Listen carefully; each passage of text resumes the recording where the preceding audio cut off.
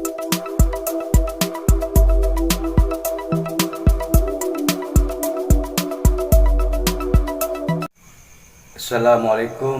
warahmatullahi wabarakatuh. Salam jumpa kembali bersama saya Ki Jabar Wisnu. Semoga Anda semua, para penonton dimanapun berada, selalu dalam keadaan sehat walafiat dan selalu dimudahkan segala urusan dunia akhiratnya oleh Allah Subhanahu wa Ta'ala.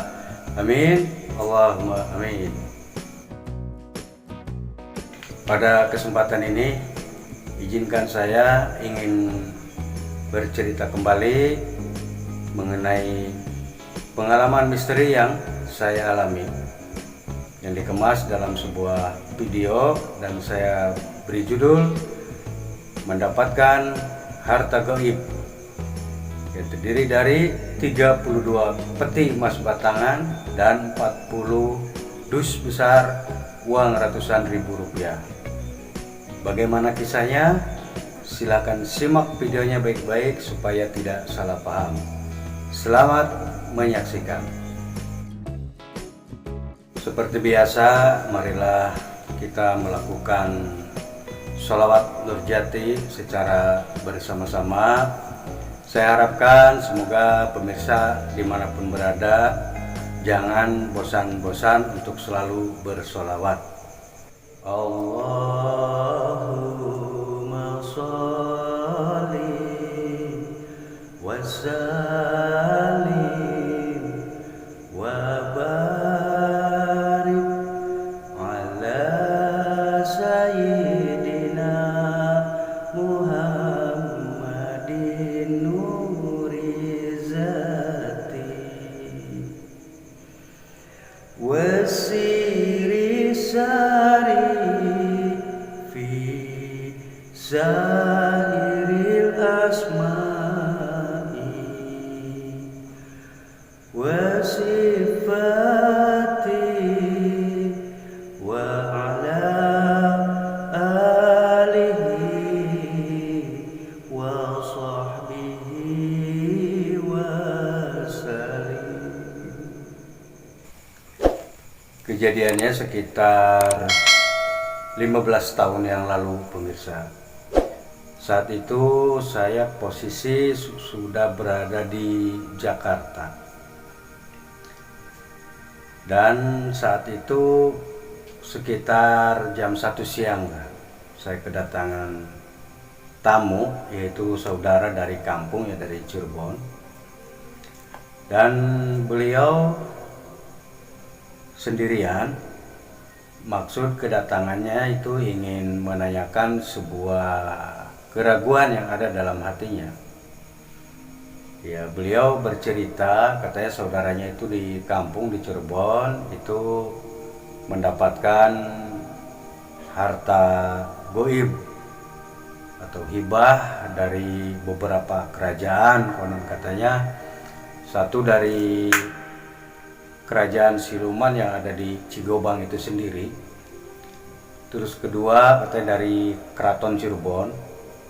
Ketiga dari presiden pertama katanya. Keempatnya dari Ratu Laut Selatan. Ya, saat itu saya sebagai pendengar iya saja. Nah, bahkan beliau meyakini itu karena katanya pernah disuruh oleh paranormalnya itu suruh ngambil dari kardus. Maksudnya kardus itu udah berisi uang ratusan ribu. Suruh ngambil satu lembar dan uang itu dibelanjakan, dibelikan rokok dan sebagainya, pokoknya harus habis katanya gitu kan. Jadi uang itu habis dibelanjakan dan nyatanya laku gitu. Bahkan beliau sendiri katanya ikut merokok, ya ikut makan, ikut ngopi segala macam dari hasil pembelian uang tersebut.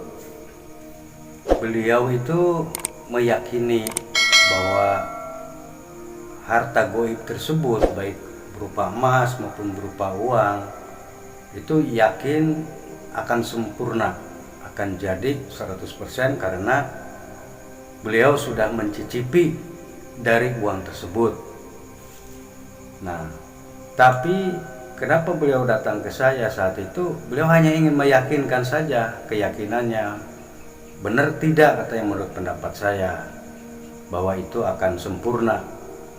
Nah artinya kan kalau sempurna, kalau jadi, maka saudaranya beliau itu tentu akan menjadi orang yang kaya raya lah. Mungkin bisa dibilang terkaya se-Cirebon. Ya saya bilang, ya mohon maaf, saya nggak bisa mengatakan pasti ataupun tidak, karena saya tidak tahulah gitu. Ya artinya beliau ingin minta pendapat dari saya, ingin dicek lah kebenarannya bahwa harta tersebut akan terwujud ataupun tidak menurut pendapat saya. Ya saat itu saya bilang, ya karena saya sedang sibuk pekerjaan, jadi saya nggak bisa menjawab. Wallahu alam, saya tidak mengerti tentang hal itu. Ya saya bilang ya saya minta waktu lah. Nanti malam coba saya investigasi. Nah nanti saudara saya itu saya sarankan besok untuk kembali untuk datang lagi ke tempat saya. Lalu singkat cerita, malamnya saya coba munajat kepada Sang Pencipta, mohon petunjuk benar ataupun tidak berita tersebut. Akhirnya setelah saya melakukan sholat hajat jam 12 malam, lalu saya wirid ya seperti biasa, dan disitulah sebuah kisah dimulai. Tiba-tiba saya berada di Cigobang. Nah berada di Cigobang, kok saya bisa tahu ya, karena itu kampung saya, jadi saya paham. Tapi posisinya bukan di rumah, cuma di luar lah, di hutan. Di rumah itu di hutan. Nah saat itu dari kejauhan saya melihat sebuah pemandangan yang sangat takjub, yang sangat luar biasa sekali. Bahkan kalau dibandingkan dengan teknologi infrastruktur yang ada di alam manusia pun kalahlah manusia. Karena waktu itu saya melihat, jadi gini, ini ada dua bukit. Kalau di kampung saya bukit itu disebutnya pasir. Jadi ini pasir kembang, pasir stok, ini pasir kembang. Nah ini antara dua bukit ini kan ada lengkungan. Nah dari titik A ke titik B itu disambungkan, itu ada jembatan. Jembatan panjang, penopangnya itu, tiangnya itu adalah mall. Jadi terdiri dari beberapa lantai. Mall dalamnya ada lift. Itu pusat kotanya di alam sana. Ya saya bicara apa adanya, apa yang saya lihat. Sampai saat itu ya saya mengucap subhanallah, betapa luar biasanya sekali pemandangan tersebut yang saya belum pernah melihatnya di alam manusia. Kok ada sebuah jembatan tapi di topangnya itu oleh mall, ini beberapa lantai mallnya, dan sudah menggunakan lift. Luar biasa sekali. Bandingkan di alam manusia saya belum pernah melihat yang seperti itulah. Nah lalu saya berjalan terus menuju ke arah sana, ke arah perbukitan kalau dalam manusianya, kalau di sana sih arah kota. Jadi begitu saya masuk itu ada sebuah komplek, ya seperti kalau di alam manusia seperti di Kelapa Gading lah gitu kan, komplek perumahan mewah. Nah begitu saya masuk di pintu gerbang, jadi ini ada jalan satu jalur ke sana, jadi semua tuh ada dua jalan. Ini jalur pertama kurang lebih lebarnya itu 4 meter, lalu 2 meter ada taman ke sana, terus 4 meter lagi. Jadi ini jalur untuk masuk, di sebelah sana itu jalur untuk keluar. Nah di tengah-tengah itu ada taman. Di ujung taman itu ada sebuah tugu, ya besarnya yang besi. Itu tingginya kurang lebih 3 atau 4 meter lah, kurang lebihnya gitu. Karena kan saya berdasarkan pandangan mata saja, tidak diukur secara detailnya pakai meteran, jadi kan dikira-kira saja itu kurang lebih 3 atau 4 meter. Nah itu terbuat dari batu, dan batunya itu transparan. Misalnya kita senter dari kiri tembus ke kanan, ya tembus cahaya senter itu. Kemudian dililit oleh ular naga, dan kepalanya itu di bawah, ekornya ke atas. Yang begitu saya masuk, nah dia di sana ularnya tuh kan, naganya tuh patung naga. Nah cuma anehnya si naga itu sungguh dia itu patung, tapi matanya bisa larak-lirik gitu pemirsa, bisa larak-lirik. Jadi saya ke kiri, dia lirik ke kiri, saya ke kanan, dia lirik ke kanan. Karena saya lucu, kok bagus amat teknologinya, apa itu kamera atau apa saya nggak ngerti. Jadi saya ke kiri, dia ke kiri, saya ke kanan, dia ke kanan, tapi dia patung gitu. Saya patung, tapi ya udahlah, saya itu bukan tujuan saya. Kalau saya lama-lama di sini nanti saya nggak nyampe ke tujuan. Maksudnya kan saya ingin datang ke keraton, ke situ, ingin menanyakan ke ratunya benar tidak dari pihak keraton memberikan sebuah ya hibah harta kepada bangsa manusia. Maksudnya saya ingin meyakinkan itu saja pertanyaan saya. Nah akhirnya saya masuk terus ke dalam, dan anehnya itu nggak ada makhluk satupun saat itu yang lalu lalang, kayak seperti kuburan aja udah sepi. Cuma ini jalan hot mix, tapi seperti baru disiram. Jadi kalau batu alam itu yang di pernis lah atau di apa gloss, jadi seperti basah tapi kering pemirsa. Hot mix-nya itu seperti basah tapi kering, itu nggak ada sampah sedikit pun, daun kering apa nggak ada, bersih sekali, membuat saya betah di sana dan nyaman. Karena dibilang siang tidak ada matahari, dibilang malam tidak gelap, jadi enak aja, udah sejuk lah. Saya masuk ke dalam, kurang lebih mungkin kalau perkiraan di alam manusia saya berjalan sekitar 200 atau 300 meter lah saya masuk ke dalam, dan kanan kiri taman, tidak ada apa-apa. Saya masuk ke dalam terus, begitu sampai di perapatan. Nah di sisi tempat saya berdiri ini tidak ada bangunan, tidak ada rumah, tapi di seberang jalan sana baru kanan kirinya rumah. Dan rumah itu catnya bagus semua, sama, maksudnya sama semua. Begitupun dengan model rumahnya sama semua, tapi struktur rumahnya beda juga dengan bangsa manusia. Kenapa? Waktu itu saya berdiri aja, ini baru lantainya. Ini masuk itu ada trap tangga naik ke atas, barulah nyampe ke lantai. Dan tiap rumahnya itu ada pilar besar-besar yang mungkin tinggi sekitar 5 meter lah, pilarnya sebesar badan saya, aduh besar sekali, 2. Jadi setiap rumah ada 2 pilar yang bundar, itu tinggi-tinggi menjulang, itu dua, jadi setiap rumah 2, dan itu sama motifnya sama semua, tidak ada bedanya, ya rumahnya tinggi-tinggi, besar-besar. Nah pada saat saya kebingungan nih, saya mau nanya ke siapa, di situ nggak ada orang, nggak ada yang lalu lalang. Nah ketika itu saya mendengar ada yang suara yang sedang ngobrol, suara perempuan.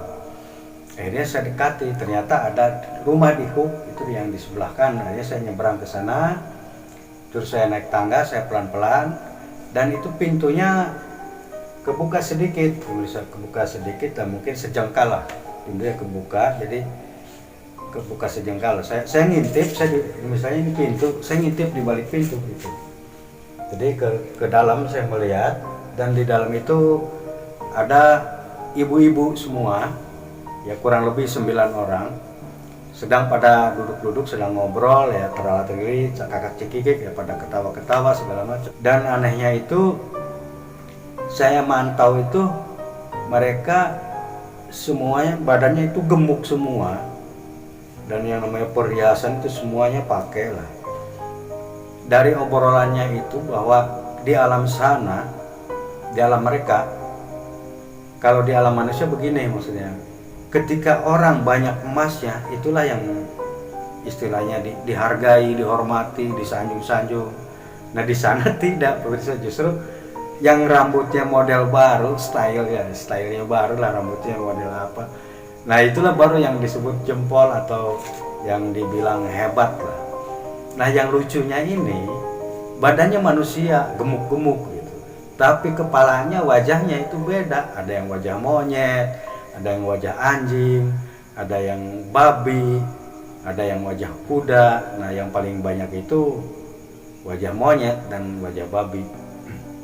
Kalau yang kuda itu cuma 1. Lucunya yang kuda itu duduknya seperti ini, duduknya seperti ini, dan dia paling tinggi besar. Nah, yang kuda ini yang paling tinggi besar. Nah Dari obrolannya yang saya tangkap, mereka sedang mengadakan sebuah rencana ingin membuat arisan. Nah, bila mana yang menang, siapa yang menang arisan nih? Nanti hadiahnya adalah ayam sepasang. Jadi ayam jago sama ayam betina. Nah, ayam di sini adalah manusia maksudnya. Saya kaget. Nah, itu mereka baru merencanakan, jadi belum dilaksanakan. Nah, lalu ketika saya lagi asik mengintip begini, mata saya adu mata dengan yang kuda. Dia melihat saya melihat dia, jadi adu tatapan. Just. Nah, di situ dia bilang ada bangsa manusia. Nah, saya kaget. Nah, udah saya langsung minta kembali. Udah set, ya, saya kembali. Ya, saya posisi sudah di Jakarta lagi gitu. Kenapa bisa seperti itu? Kok bisa secepat kilat? Saya juga nggak ngerti, pemirsa. Itu saya nggak paham sama yang gitu-gituan ya. Intinya ya Allah memberikan kesempatan saya untuk membuktikan bahwa dari siluman yang ada di situ pun tidak ada bahasa-bahasa yang membahas tentang harta. Ya, saya selesaikan meditasinya. Kemudian singkat cerita esok harinya saudara saya itu datang kembali dan menanyakan bagaimana katanya. Ya, saya ceritakan dari awal sampai akhir.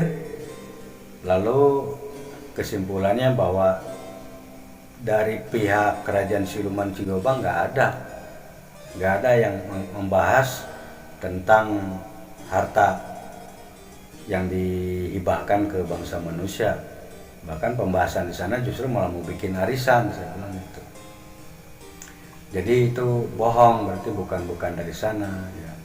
Karena untuk yang tingkat katakan di Cigobang saja tidak memberikan ya, jadi saya juga mau melacak ke lebih jauh juga malas lah, karena percuma, berarti itu bohongan. Nah, lalu saudara saya itu tanya, tapi ini real katanya.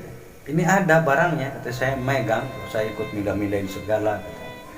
Iya real, saya percaya itu, karena itu tipu daya jin, saya bilang.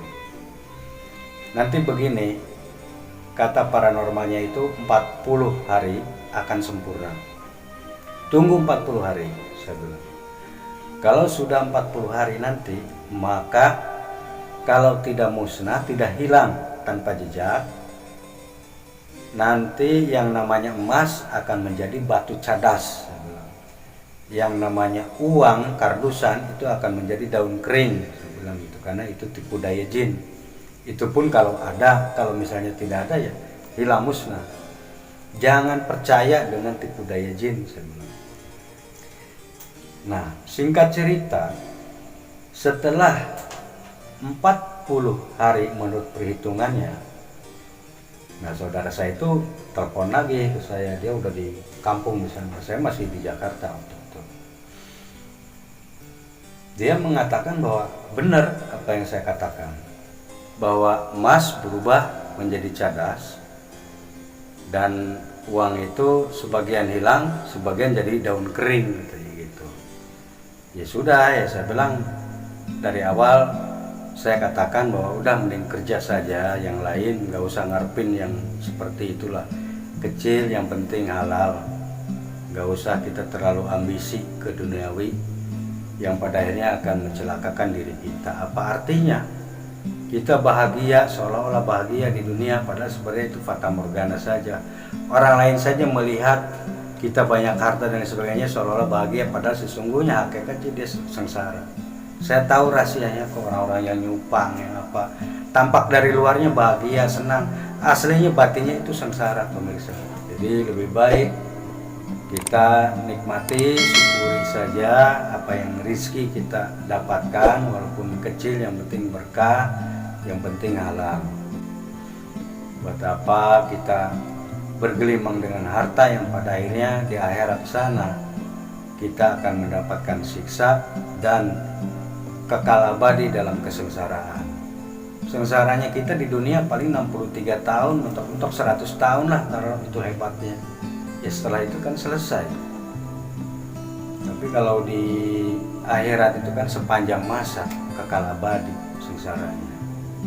Pelajaran yang dapat kita ambil dari cerita ini adalah kita jangan mudah tergiur dengan hal-hal iming-iming berbau harta. Karena sesungguhnya jin itu paling pandai menipu. Walaupun tidak semuanya, jin ada yang baik, tapi mayoritas kebanyakan jahat lah. Mayoritas malah menjerumuskan kita. Ya intinya kita hubungan dengan jin nggak ada yang gratis, intinya ke situ. Nah jadi di sini kita nggak usah neko-neko, nggak usah macam-macam, apalagi kita nggak mengerti tentang ilmunya, nanti yang ada malah dibodohi, malah ditipu daya oleh oknum. Jadi lebih baik ya sudahlah, kita fokus saja kepada pekerjaan yang sedang kita lakukan. Kita mau jadi pedagang, jadi petani, jadi nelayan, ya jadi apa sajalah, kita yang penting syukuri saja hasil sekecil apapun yang kita dapatkan. Intinya kita bersyukur karena manusia itu sudah diberikan peranannya masing-masing. Jadi tidak mungkin kaya semua, tidak mungkin miskin semua, supaya saling mengisi yang kaya dan yang miskin dan lain sebagainya. Demikianlah yang dapat saya sampaikan. Mohon maaf atas segala kesalahan dan kekurangan diri saya. Wabillahi taufiq wal hidayah. Wassalamualaikum warahmatullahi wabarakatuh.